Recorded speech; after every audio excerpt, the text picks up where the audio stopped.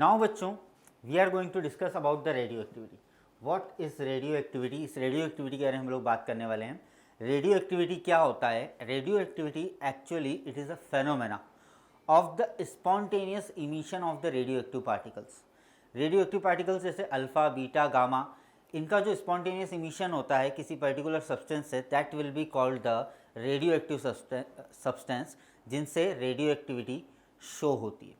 ठीक है, तो हम लोग बात कर रहे हैं बच्चे रेडियो एक्टिविटी के बारे में। तो रेडियो एक्टिविटी क्या होती है? That is the spontaneous emission of the radiations alpha, beta and gamma from the unstable nuclei is called the radioactivity. ये क्या कहलाती है? रेडियो एक्टिविटी कहलाती है। स्पॉन्टेनियस इमिशन अगर होता है किसका? रेडिएशंस का। कहाँ से? अनस्टेबल न्यूक्लियस से, किसी पर्टिकुलर एलिमेंट के अनस्टेबल न्यूक्लियस से जब स्पॉन्टेनियस होता है तो दैट विल बी, मतलब स्पॉन्टेनियसली इमिशन होता है किसका? रेडिएशंस का। That will be called as a radioactivity. उसको हम रेडियो एक्टिविटी कहेंगे। रेडियो एक्टिविटी में अगर हम बात करें तो इसमें तीन तरह के पार्टिकल्स होते हैं, अल्फा, बीटा और गामा पार्टिकल। तो सब्सटेंस जो रेडियो एक्टिविटी शो करते हैं that substances are called the radioactive substance. जो हेवी न्यूक्लियस वाले होते हैं, जो हेवी न्यूक्लियस वाले सब्सटेंसेस होते हैं लाइक द यूरेनियम, ठीक है, radium, they are showing the radioactivity. वो स्पॉन्टेनियस इमिशन शो करते हैं बच्चे। देखिए क्या हुआ, अगर हम बात करें तो अप्रॉक्स 1826 की बात है जब फ्रेंच फिजिसिस्ट हुए हेनरी बैक्यूरेल। उन्होंने एक एक्सपेरिमेंट किया। उन्होंने क्या करा कि एक्सीडेंटली इस रेडियो एक्टिविटी का डिस्कवरी हुआ है। क्या हुआ, उन्होंने यूरेनियम के कुछ पार्टिकल्स को एक पर्टिकुलर पेपर में रैप करके उसको सेपरेट कर दिया। किससे? फोटोग्राफिक प्लेट से। फोटोग्राफिक प्लेट के थ्रू उसको क्या कर दिया, एक सिल्वर और फोटोग्राफिक प्लेट के थ्रू उसको सेपरेट कर दिया। कुछ घंटों बाद जब उन्होंने ऑब्जर्व किया तो ही ऑब्जर्व दैट की जो फोटोग्राफिक प्लेट थी उस पर कुछ ब्लैक कलर के स्पॉटिंग दिखाई दी उन्हें। वो ब्लैक स्पॉटिंग दिखाई देने का मतलब ये हो रहा है बच्चे कि उनका ये कहना पड़ा कि यहाँ पर कुछ ना कुछ रेडिएशन है, कुछ इमिशन हुआ है, कुछ रेडिएशन हुआ है जिसने उस फोटोग्राफिक प्लेट को क्या करा है, अफेक्ट किया है, और सिल्वर को भी उसने अफेक्ट किया है। तो वो मटेरियल क्या था? That material, that radiation is comes from the uranium. और इससे जो रेडिएशन निकले, जो रेज निकली, उन्हें बैक्यूरल रेस कहा गया। बैक्यूरल रे, उन रेस को क्या कहा? बैक्यूरल रे कहा। देन आफ्टर बच्चे क्या हुआ कि उसके कुछ साल बाद, कुछ कपल ऑफ ईयर्स बाद, एक कपल था, Pierre and Marie Curie. Yes, आपने नाम सुना होगा, पेरी और मैरी क्यूरी, जिन्होंने रेडियम का डिस्कवरी करी। तो उन्होंने भी दो मटेरियल दिए, रेडियम और पोलोनियम। उन्होंने कहा ये जो दोनों मटेरियल होते हैं they are also showing the radioactivity. ये दोनों भी रेडियो एक्टिव सब्सटेंसेस है, ये उन्होंने कहा। उन्होंने रेडियम और पोलोनियम ऐसे दो मटेरियल लिए जिनसे रेडिएशन काउंट किया गया। उन्होंने बताया कि ये दोनों भी क्या है, रेडियो एक्टिव सब्सटेंसेस। तो यहाँ से इस तरह से रेडियो एक्टिविटी की खोज हुई, रेडियो एक्टिविटी इस तरह से डिस्कवर हुआ। देन आफ्टर जो सब्सटेंसेस मिले हमें, हम बात कर रहे हैं यूरेनियम की, हम बात कर रहे हैं पोलोनियम की, हम बात कर रहे हैं रेडियम की। They all are the radioactive substances बच्चे। ये जो रेडियो एक्टिव होता है, जब रेडियो एक्टिविटी की प्रोसेस होती है तो during the radioactivity, in the radioactivity decay, an unstable nucleus emits alpha और the beta particle, and after the emission of the alpha and beta particle the remaining nucleus may emit the gamma particles को भी ये emit करता है and converts into the more stable nucleus। उस unstable nucleus को किस में convert करता है? more stable nucleus में कन्वर्ट करने की कोशिश करता है बच्चे। ठीक है, यहाँ पर हम बात करते हैं किसके बारे में? Now we are talking about the alpha particles. जो अल्फा पार्टिकल्स यहाँ पर रिलीज हो रहे हैं रेडियो एक्टिव पार्टिकल्स में, अल्फा पार्टिकल जो सबसे पहले इमिट हो रहे हैं वो अल्फा पार्टिकल्स होते क्या हैं? तो alpha particles are the dually positively charge, dual positive charge होता है। ठीक है, it is a dually charge helium nucleus. Helium का न्यूक्लियस होता है, पॉजिटिवली चार्ज पार्टिकल्स होते हैं। It contains the 2 protons and 2 neutrons. इसमें 2 प्रोटॉन और 2 न्यूट्रॉन होते हैं। ठीक है, the mass of alpha particle की बात करें हम तो that will be given as the mass of 2 helium 4। 2 helium 4 helium के आइसोटोप के एटम के बराबर इसको दिखाया जाएगा अल्फा पार्टिकल को। ठीक है, then the charge of alpha particle कितना होगा? +2e, क्योंकि इसमें 2 क्या हैं? प्रोटॉन हैं, और एक प्रोटॉन पे चार्ज कितना होता है? प्लस ही अपन ने पढ़ा था, तो 2 पे कितना होता है बच्चे? +2e हो जाएगा। देन आफ्टर अगर हम बीटा पार्टिकल की बात करते हैं बच्चे, बीटा पार्टिकल्स क्या होते हैं? जब हम बीटा पार्टिकल की बात करेंगे तो ये नेगेटिवली चार्ज पार्टिकल्स होते हैं एक्चुअली।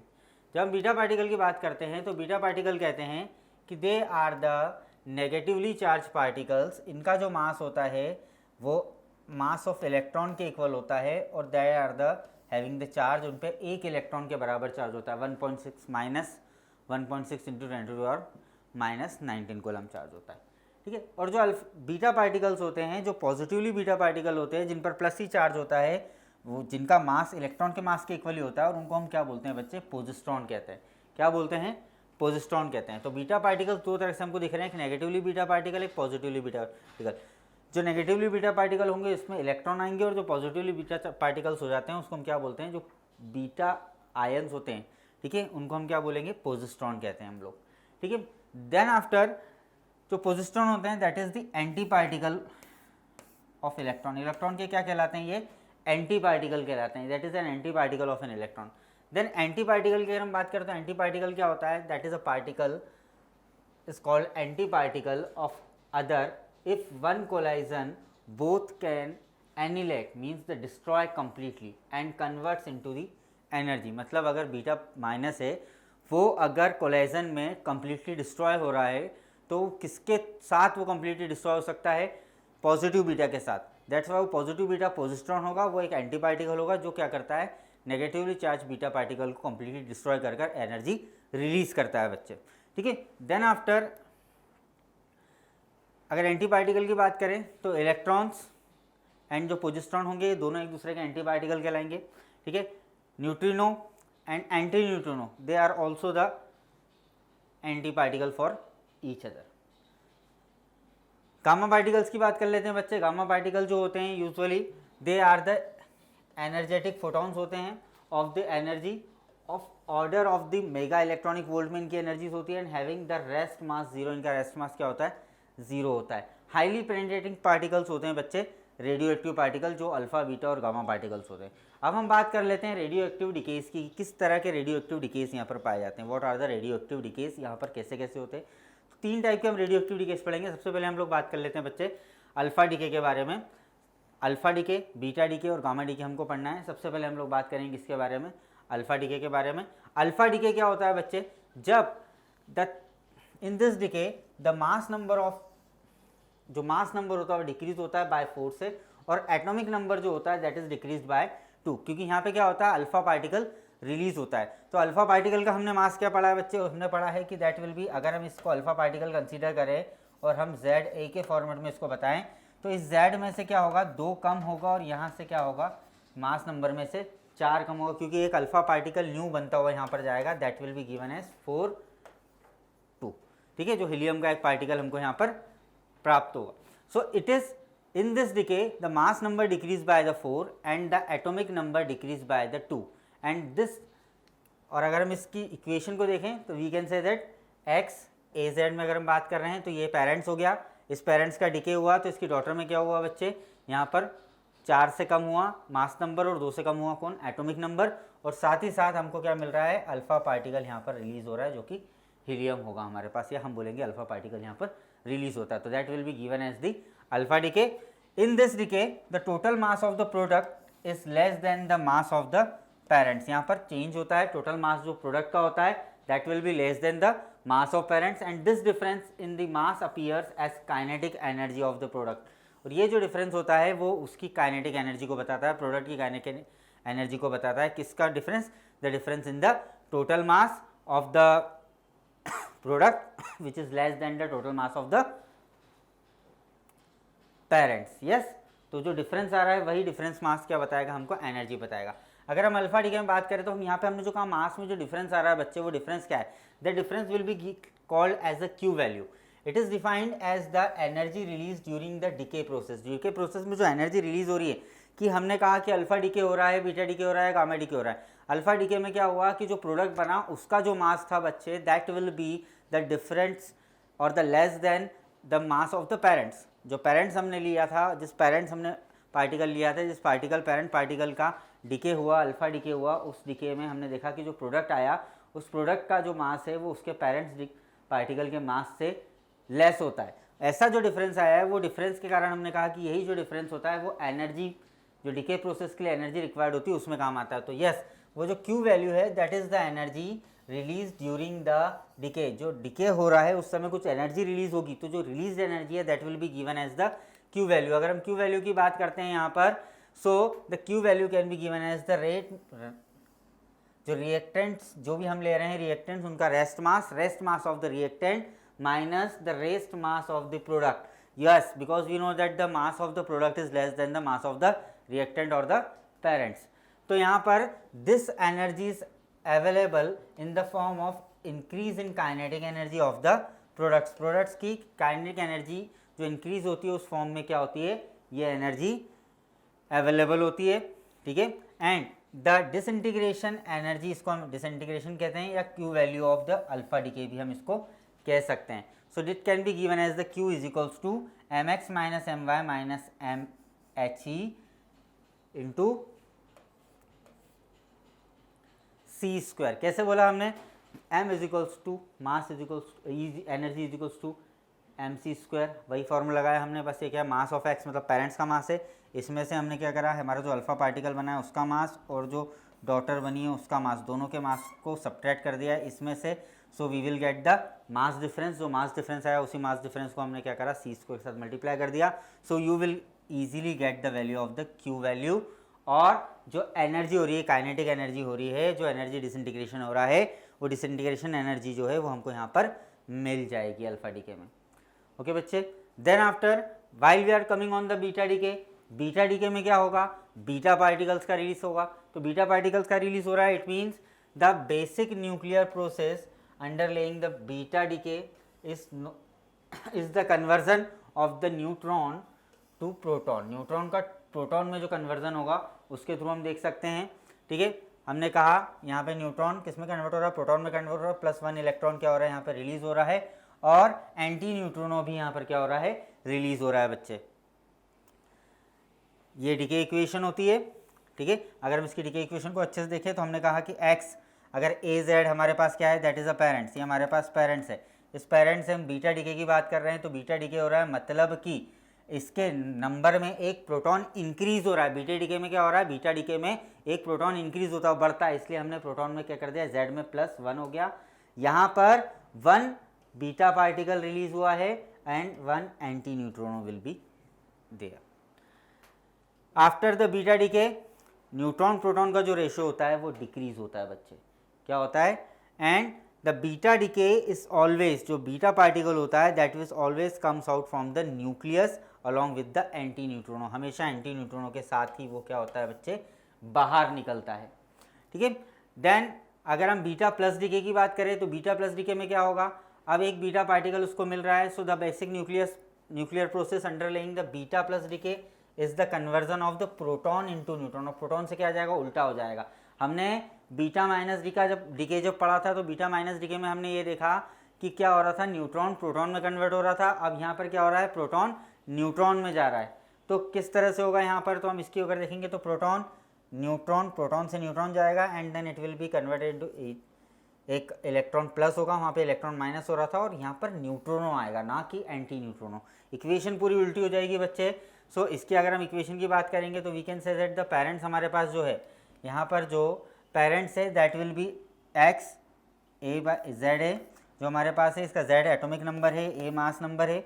अब हम देख रहे हैं कि इसमें से 1 प्रोटॉन में कमी आई है, क्योंकि 1 प्रोटॉन किस में कन्वर्ट हुआ है, न्यूट्रॉन में कन्वर्ट हुआ है। तो हम क्या करेंगे, z-1 मतलब एटॉमिक नंबर में -1 करेंगे एंड +1 के साथ बीटा पार्टिकल यहाँ पर रिलीज होगा, जो पॉजिटिव बीटा डीके कहलाएगा, और न्यूट्रोनो यहाँ पर साथ में रिलीज होगा। तो जब बीटा प्लस डीके होता है तो इसमें न्यूट्रॉन और प्रोटॉन का रेशियो इंक्रीज हो जाता है। बीटा माइनस डीके में हमने क्या देखा था कि न्यूट्रॉन और प्रोटॉन का रेशियो डिक्रीज हो रहा था, यहाँ पर रेशियो क्या होता है, इंक्रीज होता है बच्चे। और साथ ही साथ जो बीटा प्लस आता है वो हमेशा न्यूक्लियस से आउट होता है एंड अलॉन्ग विद द न्यूट्रोनो बाहर आता है बच्चे। एंटी न्यूट्रोनो के साथ माइनस बीटा था, न्यूट्रोनो के साथ प्लस बीटा पार्टिकल बाहर आता है। जो प्रॉपर्टीज़ हो रही है, हम एंटी न्यूट्रोनो और न्यूट्रोनो की अगर प्रॉपर्टीज़ के बारे में बात करें कि क्या होती है, so they are like protons having rest mass 0, ठीक है। एंड इनकी स्पीड क्या होती है बच्चे, स्पीड ऑफ लाइट होती है, c होती है। इनकी एनर्जी को हम किस तरह से डिफाइन कर सकते हैं, is equals to mc square से हम इनकी एनर्जीज को डिफाइन कर सकते हैं। और दूसरी बात, ये चार्ज लेस होते हैं, they are the chargeless means the neutral particle होते हैं, इसलिए इनका नाम न्यूट्रोनो और एंटी न्यूट्रोनो होता है, ठीक है। And they have a spin quantum numbers that S is equals two plus minus half. इनका क्या होता है, स्पिन क्वांटम नंबर कितना होता है, प्लस माइनस हाफ होता है। एंड दिस आर सजेस्टेड, ये जो by the Pauli's exclusion, Pauli's का जो एक्सक्लूजन था उसके थ्रू हमको सजेस्ट हुआ, the problem of the energy conservation, linear momentum conservation, spin conservation and the spin angular momentum conservation in the beta decay. Beta decay की जो problems होती है दैट, उसमें न्यूट्रोनो और एंटी न्यूट्रोनो के साथ पाउली ने इसका एक्सप्लेनेशन किया था। इन प्रॉब्लम्स को पाउली ने with the help of neutrino और एंटी न्यूट्रोनो ही explain this all type of conservation during the beta decay. Now बच्चे हम गामा डिके पर आ जाते हैं। गामा डिके क्या होता है, अगर हम गामा डिके की बात कर लेते हैं, gamma decay that is the similar to an atom, ठीक है, एटम के सिमिलर होता है। And the nucleus also have the certain energy levels and the nucleons occupy them.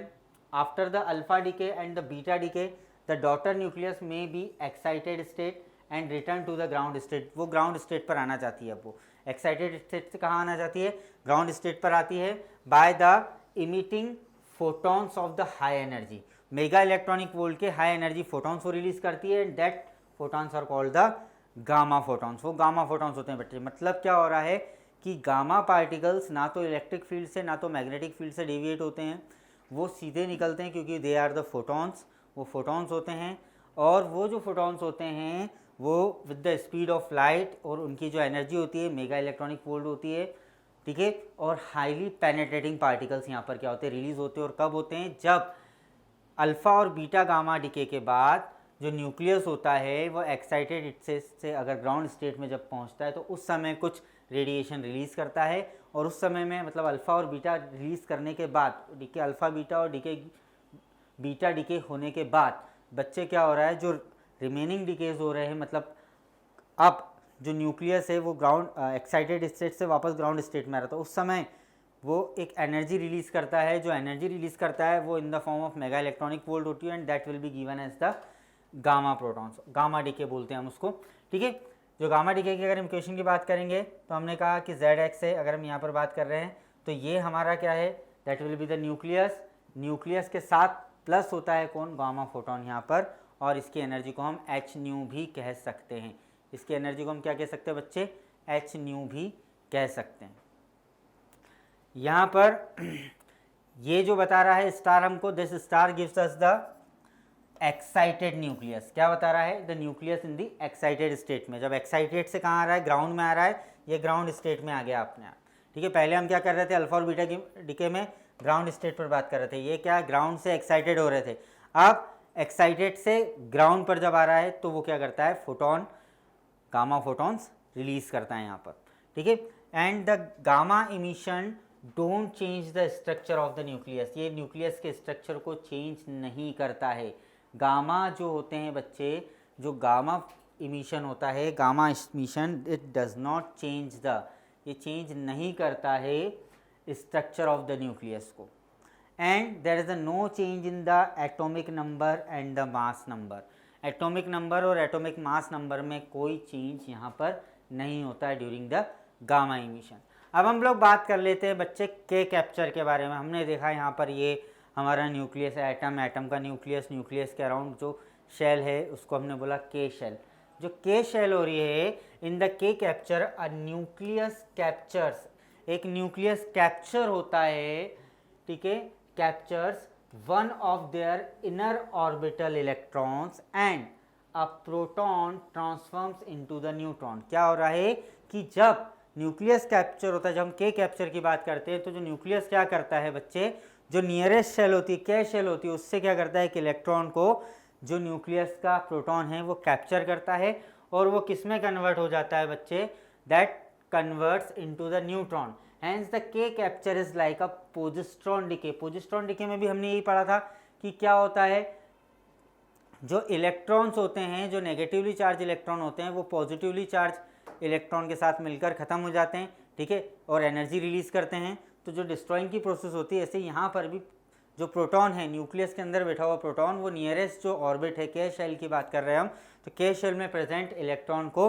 Attract कर कर उसके साथ क्या होता है, वो डिस्ट्रॉय होता है। वो डिस्ट्रॉय ना होते हुए क्या किस में कन्वर्ट होता है, एक न्यूट्रॉन बनाता है। और इस कैप्चर को हम क्या बोलते हैं बच्चे, के कैप्चर कहते हैं।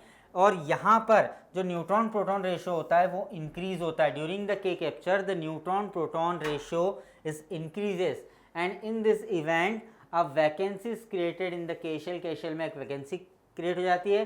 To fill up the vacancy electron transition takes place and यहाँ से कौन सा इमिशन आता है, एक्स रेस का इमिशन आता है। यहाँ से कौन सा रेस इमिशन होता है, अब जब क्या हो रहा है कि के शेल से जो इलेक्ट्रॉन है वो वहाँ पर मूव कर गया, वो न्यूक्लियस में जाकर ये इलेक्ट्रॉन मूव हो गया, तो यहाँ पर एक वैकेंसी आ जाएगी बच्चे। यहाँ तो एक न्यूट्रॉन बन गया, न्यूट्रॉन प्रोटॉन रेशियो भी इंक्रीज कर दिया उसने, मगर अब जो वैकेंसी आई है उस वैकेंसी को क्या होता है, इलेक्ट्रॉन ट्रांजिशन के थ्रू फिलअप किया जाता है। एंड जो एक्स रे होती है उस समय जब इलेक्ट्रॉन का ट्रांजिशन होता है तो एक्स रेस इमिट होती है। कौन सी रेस इमिट होती है, एक्स रेस इमिटेट होती है। तो अगर हम इसको देखें के कैप्चर की कंडीशन में, तो हमने कहा कि जेड एक्स से ये हमारा नॉर्मल न्यूक्लियस था, इसने एक इलेक्ट्रॉन को लिया है के कैप्चर के थ्रू, एक इलेक्ट्रॉन को लिया, और यहाँ पर क्या हुआ है कि एक प्रोटॉन कम हो गया है, तो इसलिए प्रोटॉन क्या हुआ है, वो न्यूट्रॉन में कन्वर्ट हो गया, इसलिए Z-1 हो गया बच्चे।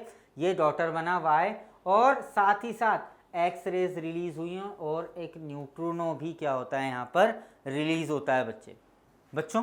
Now we are talking about the radioactive decays, that statistical law. हम इसके बारे में बात करेंगे, स्टैटिस्टिकल लॉ के बारे में बात करने वाले हैं यहाँ पर हम लोग, जिसको हम लोग जानते हैं रदरफोर्ड एंड सोडीज लॉ के नाम से। रदरफोर्ड और सोडी लॉ क्या कह रहा है आपसे, हम इसकी बात करते हैं।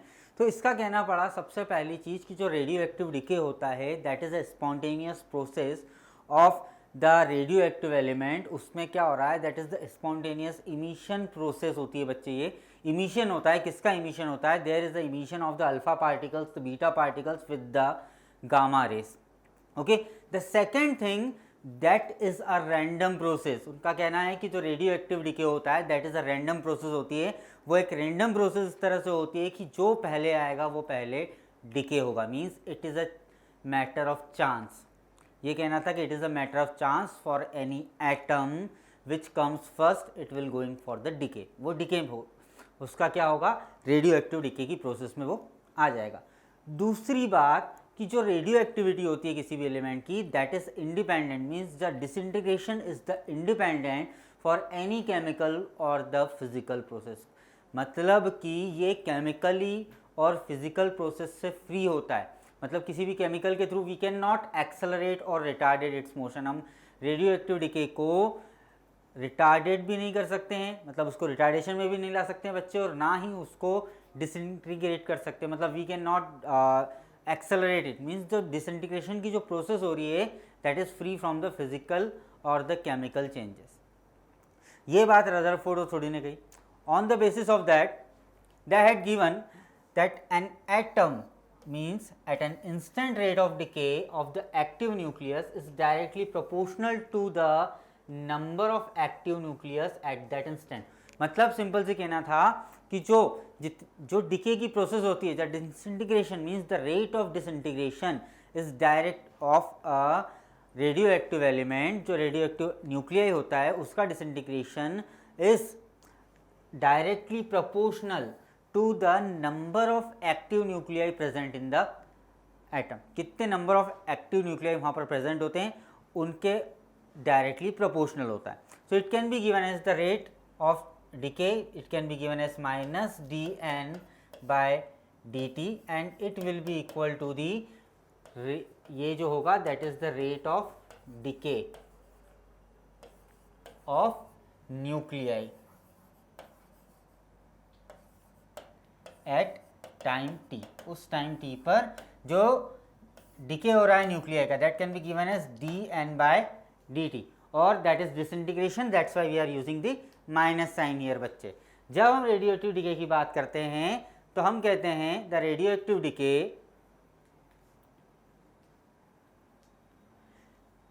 N is the active nucleus at the time t. तो मतलब हम ये कहेंगे अकॉर्डिंग टू द क्वेश्चन, अपन ने जो स्टेटमेंट पढ़ा है कि at any instant the rate of decay of the active nuclei is directly proportional to the number of active nuclei. Okay, तो नंबर ऑफ एक्टिव न्यूक्लियाई को हमने n कहा, तो हमने कहा द dn, हम यहाँ पर क्या कहेंगे बच्चे, जो dn होगा, dn is dn by dt is directly proportional to n होता है। यहाँ पर हम प्रोपोर्शनलिटी के साइन को हटाते हैं तो हम एक प्रोपोर्शनलिटी कांस्टेंट लेते हैं lambda. Lambda is called the radioactivity constant और the decay constant. Decay constant भी कहते हैं हम इसको, या रेडियो एक्टिविटी कांस्टेंट भी कहते हैं। तो dn by dt is equals to lambda. यहाँ से अगर हम लैम्डा की वैल्यू निकालना चाहें बच्चे, तो हम लैम्डा की वैल्यू भी निकाल सकते हैं। हम लैम्डा को किस तरह से बोल सकते हैं, from here the lambda can be given as minus dn by dt upon n, means it can be given as the negative of the ratio of, or the ratio of the rate of disintegration of a nuclei to the number of active nuclei present at that time. Okay, now means what is the lambda? Lambda is the decay constant. अगर हम यहीं से इसको आगे बात करें तो हमने कहा dn by n is equals to minus lambda dt होता है। अगर हम इन बोथ साइड अगर इसको इंटीग्रेशन करें बच्चे, when we are integrating both side dn by n और माइनस n उधर देके लैम्डा माइनस कांस्टेंट हो गया बाय dt अगर हम करते हैं, तो we will get from here, हमको यहाँ से क्या मिलेगा बच्चे, हमको यहाँ से मिलेगा log e log of n equals to minus lambda dt का क्या हो जाएगा t plus c। We will get it here, हमको यहाँ पर क्या मिलेगा, log of e n equals to minus lambda t plus c मिलेगा हमको यहाँ पर। ओके बच्चे, देन अगर हम यहाँ से इस c की बात करें कि व्हाट इज द c, अगर हम कहें कि मान लीजिए at time t equal to 0 पर, एट मतलब इनिशियली जो n है वो n नॉट के इक्वल होता है। अगर n नॉट के इक्वल होता है, हमने कहा कि यहाँ से हमारे पास जो वैल्यू बन रही है log n is equals to minus lambda T plus C बन रही है।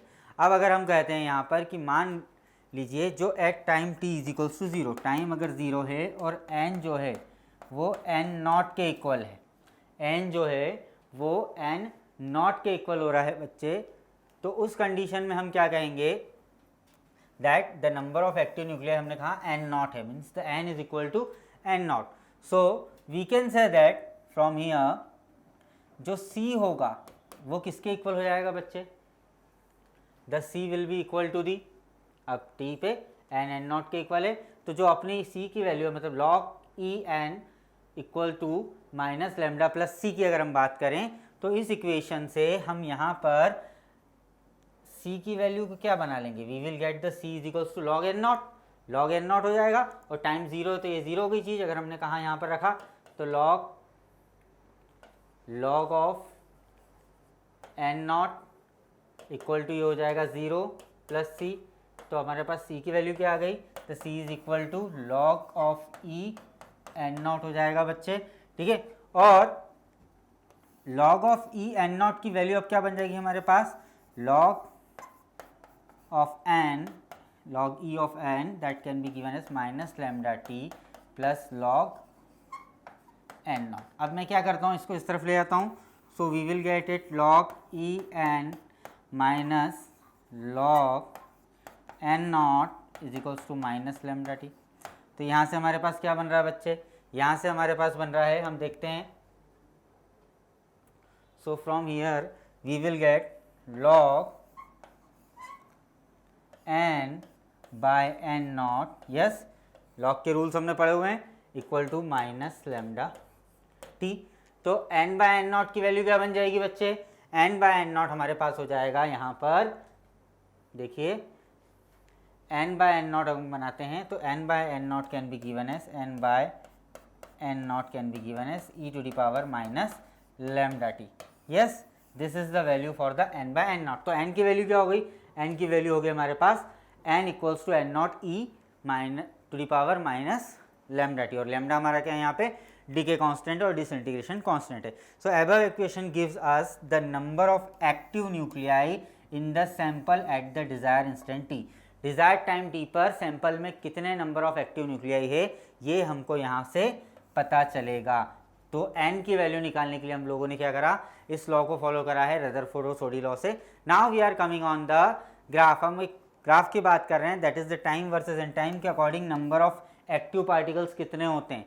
जब नंबर ऑफ एक्टिव पार्टिकल्स के टाइम के अकॉर्डिंग बात करते हैं तो you can see that at the zero when N naught is upon E that is having the 0.37 N not, यहाँ पर हमको जो ग्राफ मिलता है वो इस कंडीशन में यहाँ पर ऐसा बनता है। Then after N nought half पे हमारे पास कितना आता है, आधी कंडीशन में। ओके तो ये जो एन नॉट है, जो पीक वैल्यू है, ये जो दोनों ग्राफ हैं दे बोथ आर, मतलब एक हमारे पास एन डैश बन रहा है that is N naught into 1 minus E to the power lambda T, और एक एन जो बन रहा है हमारे पास that is N naught E to the power minus lambda T. इन दोनों के ग्राफ्स को अगर हम देखते हैं तो they both are intersecting each other at the half. Okay N naught के हाफ पर they both are intersecting each other बच्चे। ओके नाउ अब हम बात कर लेते हैं बच्चे हाफ लाइफ के बारे में कि जिस हाफ पर ये इंटरसेक्टिंग हो रहा था वो हाफ लाइफ, हम जो बात कर रहे हैं टाइम का जो हाफ पोर्शन है उस हाफ लाइफ के बारे में बात करेंगे क्या होती है हाफ लाइफ। हाफ लाइफ की अगर हम बात करते हैं तो जब डिसइंटीग्रेशन होता है, जब हाफ पार्टीशन का डिसइंटीग्रेशन होता है, हाफ न्यूक्लियर का डिसइंटीग्रेशन होता है तो उसमें लगने वाले टाइम को हम क्या बोलते हैं, हाफ लाइफ कहते हैं। Means it is the time during which the number of active nuclear reduce to half, मतलब एक्टिव न्यूक्लियस आधे हो जाते हैं, मतलब आधों का क्या हो गया है, डिसइंटीग्रेशन हो गया है। That will be given as the, जो अपनी इनिशियल वैल्यू से हाफ हो जाते हैं that will be given as the half life जिस टाइम में। ठीक है, अगर हम हाफ लाइफ की बात करेंगे यहाँ पे तो अगर हम इसको वैल्यू को फाइंड आउट करेंगे, हाफ लाइफ क्या होता है, हाफ लाइफ को हम जनरली टी एच से डिनोट करते हैं बच्चे, या आप इसको T1/2 भी बोल सकते हैं। हाफ लाइफ के दो सिंबल हम दे सकते हैं, TH दे सकते हैं और एक क्या दे सकते हैं, T1/2। So what is the half life, half life बच्चे क्या बोलना चाह रही है आपको, देखो सीधी सी बात है, बात ही आ रही है हाफ लाइफ की, शब्द आ रहा है यहाँ पर हाफ। हाफ का मतलब होता है लाइफ, हाफ लाइफ मतलब एक समय चलती है ना।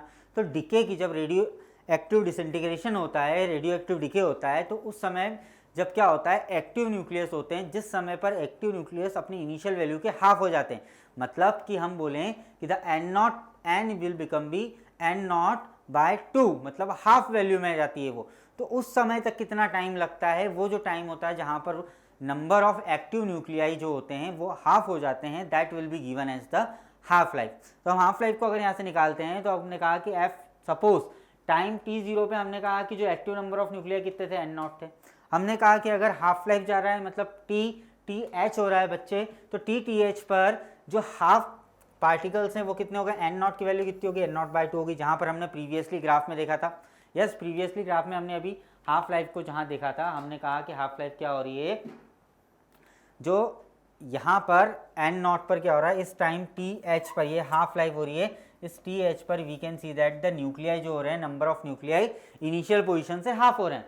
यस तो इसी हाफ लाइफ को हमको निकालना है, इस टाइम TH को किस तरह से हम इसका डेरिवेशन दे सकते हैं, we have to talk about that. तो हम उसी हाफ लाइफ के बारे में बच्चे यहाँ पर बात कर रहे हैं। तो that is the time during which the number of active nuclei reduce to half of its initial value, अपनी इनिशियल वैल्यू से वो क्या हो जाते हैं बच्चे, हाफ हो जाते हैं।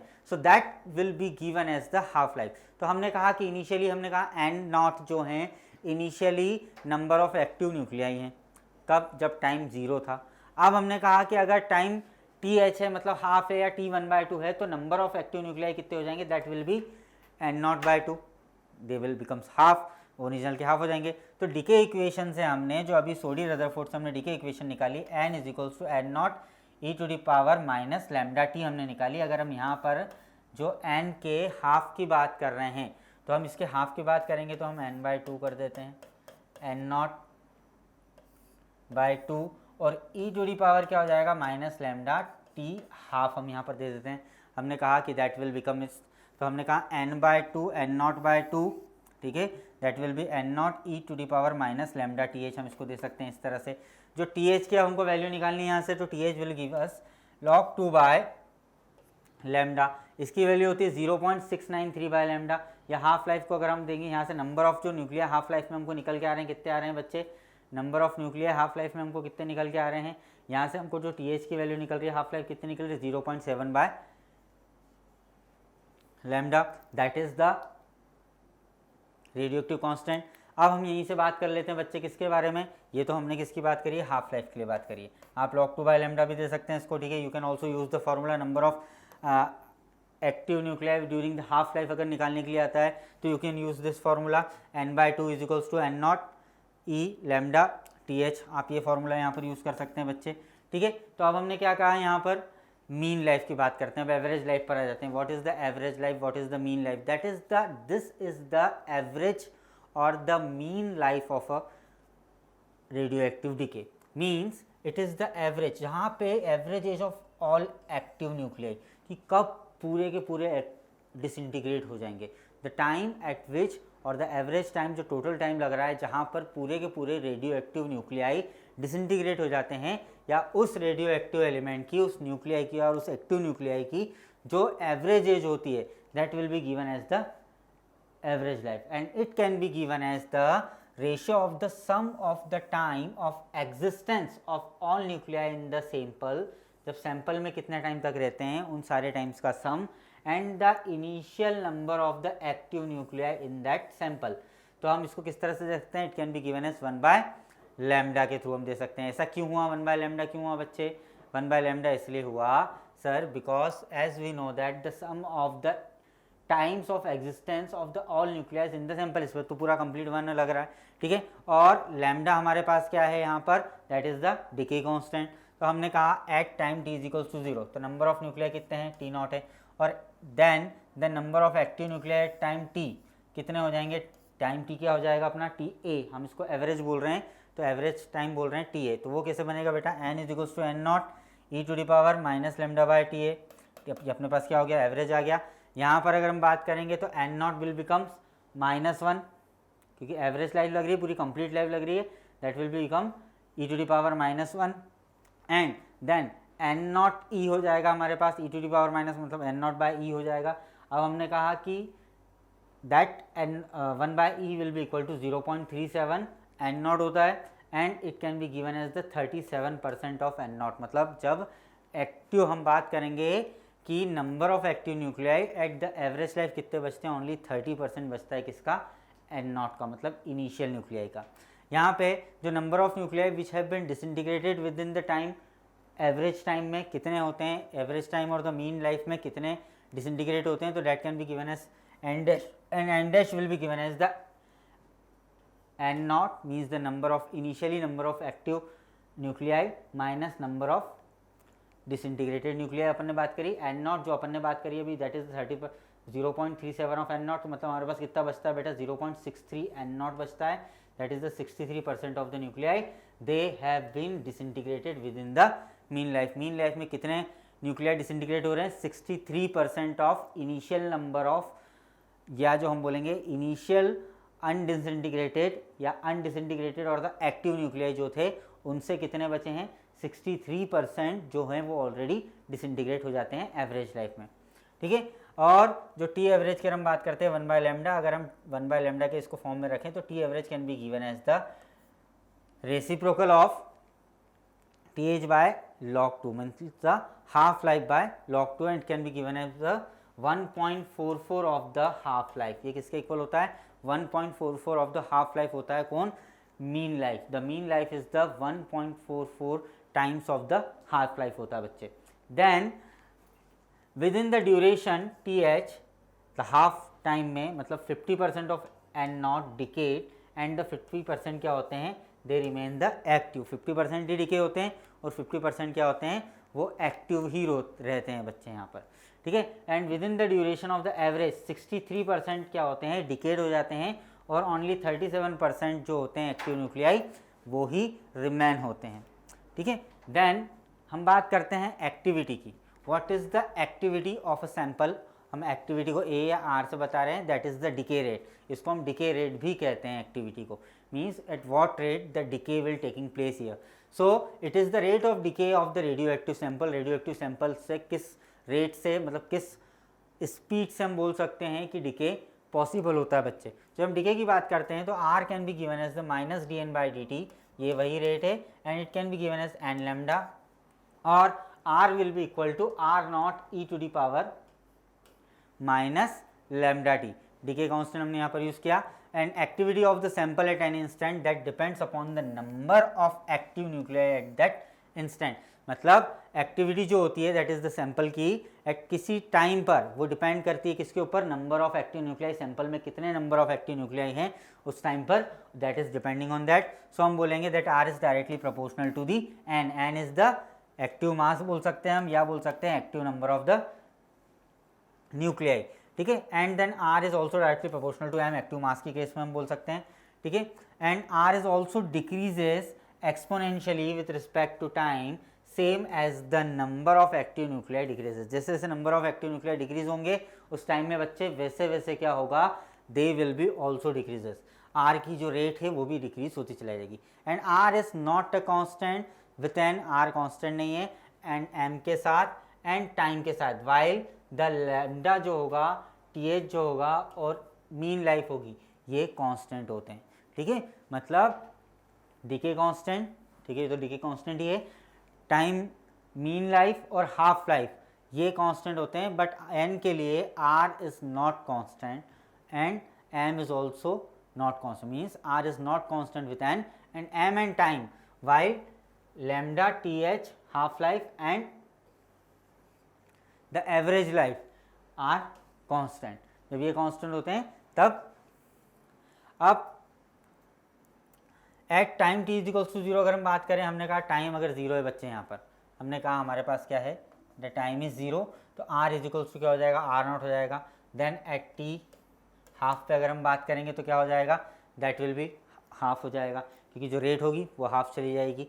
क्यों ऐसा हुआ, because the life will change, yes. अब टाइम पीरियड क्या हो गया, हाफ हो गया है, तो हाफ लाइफ में हमारे पास नंबर ऑफ डिकेज कितने होते हैं, कम होते हैं, दैट इज 50%, इसलिए ये भी क्या हो गया, रेट भी कितनी होगी, 50% हो गई इनिशियल रेट के, ठीक है। और अगर टाइम मीन लाइफ पे जाता है तो नंबर ऑफ एक्टिव पार्टिकल्स, क्योंकि rate is depend on the number of active particles, it is directly proportional है किसके, नंबर ऑफ एक्टिव पार्टिकल्स के बच्चे, तो यहाँ पर आर क्या होगा, that R will be R naught by E, या हम बोलेंगे 30% ऑफ आर नॉट, मतलब क्योंकि we know that the when the in the mean life और द एवरेज लाइफ, मीन और एवरेज लाइफ में जो नंबर ऑफ डिसइंटीग्रेशन होते हैं वो ज़्यादा होते हैं, वो 63% होते हैं, और जो एक्टिव न्यूक्लियाई होते हैं वो ओनली 37% होते हैं, इसलिए रेट भी कितनी हो जाएगी, 37% हो जाएगी किसकी, ओरिजिनल की, आर नॉट की, ठीक है। या हम बोलेंगे 0.37 times of the R not. Then बच्चे यहाँ पर जो सिमिलरली जो एक्टिव मास होगा रेडियो एक्टिव सैंपल का, that will also decreases exponentially, वो भी डिक्रीज होगा, तो M will be also M not E to the power minus lambda T. जब एन नॉट हो रहा था उस तरह से एम नॉट भी होगा, तो यहाँ से हम एक्टिविटी ऑफ एम की activity of mass grams active samples की हम बात करते हैं, मॉलिकुलर वेट हमने लिया एम डब्ल्यू है, ठीक है, that is the molecular wait, तो हम यहाँ पर इसको रिप्रेजेंट करते हैं रेट को, that will be lambda into N. हमने कहा कि 0.693 by T H that is the half life, ठीक है, that is that N A V that is the average number of the nuclei and that is the molecular weight and M is the mass of this. तो यहाँ से जो ऐसा unit होती है rate की, दैट इज दी 1 बैक्यूलर होती है, becquerel, and 1 becquerel is equals to 1 decay per second होता है, 1 decay per second will be given as the 1 becquerel. And also जब हम बात करते हैं अदर यूनिट्स इसकी, तो इसकी अदर यूनिट होती है रेडियो एक्टिविटी की, जो rate of radioactive decay होता है that will be also given as curie, 1 curie is equals to 3.70 into 10 to the power 10 decays per second, because in the honor of the Curie this unit will be given to the radioactive disintegration की जो rate होती है उसको दिया जाता है। Okay बच्चे, बच्चों हमारे पास अब एक क्वेश्चन आ रहा है, क्वेश्चन है हमारे पास, the question is the half life of x and y are 3 minutes and 27 minutes respectively, मतलब x की हाफ लाइफ है क्या 3 minute और y की हाफ लाइफ है अपने पास कितनी 27 minutes respectively. At some instant activities of both are same, दोनों की एक्टिविटी भी उन्होंने कहा कि सेम है, मतलब R of X and R of Y हमारे पास सेम है। So then the ratio of active nuclei of X and Y at that instant is, हमको उस इंस्टेंट पर x और y के एक्टिव न्यूक्लियस चाहिए, ठीक है। मतलब हमको n ऑफ x और n ऑफ y हमको यहाँ पर निकालना है। अगर हम यहाँ पर इस तरह से बात करें तो हम बोलें अगर nx into lambda X is equal to the, अगर एक्टिविटी उन्होंने कहा इक्वल है तो nx lambda X into N Y lambda Y हमारे पास इक्वल होगा बच्चे, ठीक है। ये एक्टिविटी का हमने कॉन्सेप्ट लिया लैम्डा के फॉर्म में। अब अगर हम बात करें तो लैम्डा को हम किस फॉर्म में लिख सकते हैं, how can we write the lambda, तो हम लैम्डा को इस तरह से लिख सकते हैं बच्चे, N X 0.693 by T half life T H of X लिख देते हैं इसको, ठीक है। और एन वाई लैम्डा वाई के लिए अगर हम लोग बात कर रहे हैं तो ये एन वाई हो गया हमारा, और लैम्डा वाई के लिए क्या हो जाएगा बच्चे 0.693 upon T half life of Y, ठीक है। क्योंकि हमको क्वेश्चन में साफ साफ दिया हुआ है at some instant the activity of both are same, तो हमने एक्टिविटीज़ को सेम रखा, दोनों की एक्टिविटीज़ को बच्चे हमने सेम रखा है यहाँ पर, यस। जब हमने दोनों की एक्टिविटीज़ को यहाँ पर सेम रखा है, इसकी और इसकी एक्टिविटी को, तो हमारे पास क्या कैंसिल आउट हो रहा है, ये कैंसिल आउट हो रहा है 0.693, बच क्या रहा है बच्चे N X by half life of X is equal to active nuclear of Y upon half life of Y, yes. ये हमारे पास इक्वेट बच रहा है। अब हम क्या करेंगे यहाँ पर, देखिए इनकी वैल्यूज़ रखते हैं। तो सबसे पहले हमारे पास इसको अरेंज करना पड़ेगा हमको, क्योंकि हमको निकालना है एन एक्स बाय, उसने बोला है then the ratio of active nuclear of X and Y. तो हम क्या करेंगे N X by N Y, ये देखो ये इस तरफ आ जाता है और ये इस तरफ चला जाएगा, तो हमारे पास क्या हो गया T half life of X by half life of Y, yes. अब आपको हाफ लाइफ्स दी हुई है, हाफ लाइफ्स का रेशो हमारे पास दिया हुआ है, तो हम लोग उनको रख देते हैं। कितना है हाफ लाइफ्स हमारे पास 3 और 27, तो बच्चे हमारे पास कितना आ गया यहाँ पर, we are getting here N of X and active nuclear of Y at that instance are 1:9, मतलब इनका रेशो कितना हो गया, दैट इज़ 1:9, ठीक है। हाफ लाइफ निकालना है, हाफ लाइफ दी हुई है हमको, और ये भी हिंट दिया हुआ है क्वेश्चन में कि एक्टिविटी ऑफ बोथ मीन्स जो रेडियो एक्टिव डिके की एक्टिविटी है, the rate of radioactive decay, मतलब एक्टिविटी हमको दोनों की सेम दी हुई, तो हमने दोनों एक्टिविटीज़ को इक्वेट करा लैम्डा के फॉर्म में, देन लैम्डा की वैल्यू को हमने किस में कन्वर्ट करा, हाफ लाइफ में करा 0.693 by half life, okay, and then after it is easy to solve, okay. चलिए नेक्स्ट क्वेश्चन देख लेते हैं बच्चे हम लोग। हमारे पास नेक्स्ट क्वेश्चन क्या आ रहा है, now the question is the decay constant of 2 radioactive samples is lambda and 3 lambda. क्या क्या दिया हुआ है बच्चे, lambda and 3 lambda respectively at t is equals to 0, time 0 है, they have equal number of active nuclei, मतलब active nuclei कितने हैं बच्चे, इक्वल नंबर है। क्वेश्चन में हमको साफ साफ दिया हुआ है कि नंबर ऑफ एक्टिव न्यूक्लियाई हमारे पास कितने दिए हुए हैं, सेम है, ठीक है। कब, at an instant t is equals to 0 पर। तो calculate when will be the ratio of active nuclei becomes e:1, मतलब कब, वो टाइम निकालना है किस टाइम पर जो एक्टिव न्यूक्लियाई है उनका रेशो कितना हो जाएगा बच्चे, e:1 हो जाएगा, ठीक है। तो हम लोग क्या करते हैं यहाँ से, सबसे पहले तो हम एक्टिव न्यूक्लियाई की कंडीशन को लेकर आते हैं। तो एक्टिव न्यूक्लियाई की कंडीशन हमने कहा 2 इंस्टेंट है, लैम्डा और 3 लैम्डा है, तो अपन ने n1 निकाल लिया। n1 क्या होगा, एक xy ले लो या 1 2 ले लो, n1 हमने ले लिया है, that is n0 of 1 e⁻ minus lambda t हो गया, ठीक है, क्योंकि लैम्डा दिया हुआ है पहले वाले के लिए, इसको अपन 1 इक्वेशन कर लेते हैं। दूसरा हमको दिया हुआ है n2 दिया हुआ है, n0 2 अपन ले लेते हैं, और e⁻ माइनस, अब लैम्डा की वैल्यू, लैम्डा कितना है यहाँ पर, हमको जो सैंपल्स में, जो रेडियो एक्टिव सैंपल में जो डिके कांस्टेंट दिया है यहाँ 3 लैम्डा दिया हुआ है, तो that is -3 lambda into T, equation 2 कर दी हमने।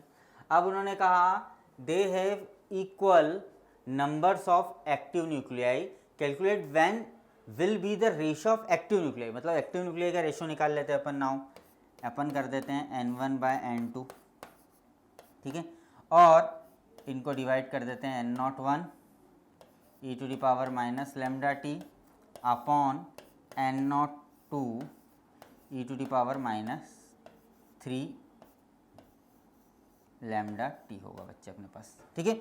अब जरा देखो, हमको ये पता है एज वी नो दैट यहाँ पर उन्होंने कहा है t is equals to 0, they will have a equal number of active nuclei, मतलब हमारे पास क्या हो जाएगी बच्चे n1 नॉट जो है n01 is equal to n02 होता है, because of the condition of equal number of nuclei, ठीक है। And we have to find out the ratio of active nuclei when the E ratio 1 में। तो हम इसको करते हैं, देखिए क्या हो जाएगा, ये दोनों कैंसिल आउट हो गए हमारे पास, ठीक है बच्चे, ये दोनों हमारे पास कैंसिल आउट हो जाते हैं, ठीक है। और ये -3 ऊपर जाएगा e to the power minus lambda T minus e to the power, ये मतलब ये ऊपर जाएगा, डिवाइड हो रहा है, तो माइनस इस तरह की कंडीशन बनेगी अपने पास e to the power minus lambda T, divide हो रहा है इसलिए माइनस, और -3 लैम्डा टी। तो अपने पास बच के क्या आ रहा है बच्चे, यहाँ से हमारे पास बच रहा है n1/n2 जो बच रहा है वो कितना बच रहा है e to the power, that is e to the power 2 lambda T अपने पास बच रहा है। यस, यहाँ से e to the power 2 lambda T हमारे पास बचा। अब जब हमने n1/n2 की कंडीशन को लेकर आए तो हमने कहा n1/n2 मतलब n1/n2 हो रहा है, और यहाँ ये किसके इक्वल हो रहा है, ये रेशो को किसके इक्वल लेके जाना है अपने को, क्वेश्चन से उसने बोला है that is becomes e ratio 1, किस पर लेकर जाना है, जब n1/n2 का रेशो e रेशो 1 हो जाए, तो e/1, ठीक है, and that will be equal to किसके हो रहा है, e to the power 2 lambda t के इक्वल हो रहा है बच्चे, ठीक है, e to the power 2 lambda t. अब दोनों को कंपेयर करा हमने तो हमारे पास क्या आ रहा है, e is equals to 2 e to the power 2 lambda t हो रहा है। यहाँ पर देखिए, जस्ट अ मिनट, ये e और ये e कंपेयर करा हमारे पास तो क्या हो जाएगा, ऑन कंपेयरिंग, यहाँ लिख देता हूँ मैं, on comparing both side we will get 1 is equals to 2 lambda t. तो टाइम की वैल्यू क्या आ गई बच्चे हमारे पास, time is equals to 1/2 lambda. तो when the time will become 1/2 lambda, at the time for e ratio 1 the active nuclei will become n1/, मतलब e रेशो 1 में आ जाएंगे, एक्टिव न्यूक्लियाई n1/n2 किस में आ जाएंगे, e रेशो 1 में आ जाएंगे। तो टाइम कितना हो रहा है वो वैन, तो दैट इज 1/2 लैम्डा। ओके बच्चे, मतलब सबसे पहले आपको क्या करना है, n1 और n2 को इक्वेट करना है अपने को, लैम्डास अपने पास जो डिके कांस्टेंट है उनकी वैल्यूज दी हुई है हमको, एक लैम्डा और एक 3 लैम्डा, हमने उन्हीं को रखा है। देन आफ्टर हमने n1/n2 करा है, ठीक है, क्योंकि हमको रेशो निकालना है, और आपको ये कहा गया है नाउ, हम यहाँ पे नाउ लिख देते हैं नाउ, बिकॉज जब हमने n1/n2 का रेशो निकाला that is 2 e to the power 2 lambda t हो गया। अब n1/n2 किस रेशो में लाना है हमको, e रेशो 1 में, तो e रेशो 1 कंपेयर हुआ, बोथ साइड e कंपेयर हुआ हमारे से बच्चे। जब हमारे से बोथ साइड e कंपेयर हुआ है तो हमने क्या देखा है, from here we will get 1 is equals to 2 lambda T, और t की वैल्यू आ गई 1/2 लैम्डा। ओके।